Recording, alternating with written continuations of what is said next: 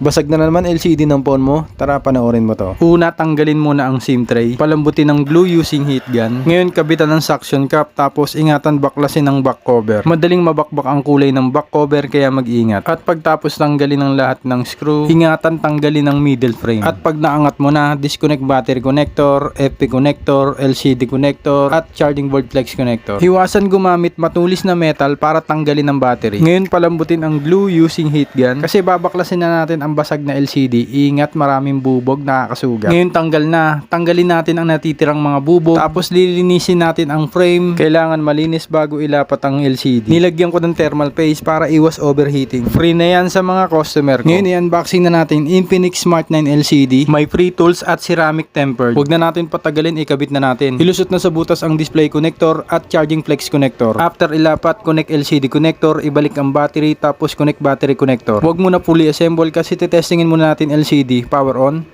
Yun, buhay na naman. At kung nagustuhan niyo po ang Infinix Smart 9 Palit LCD tutorial, don't forget to like, share, and follow po. Shop na!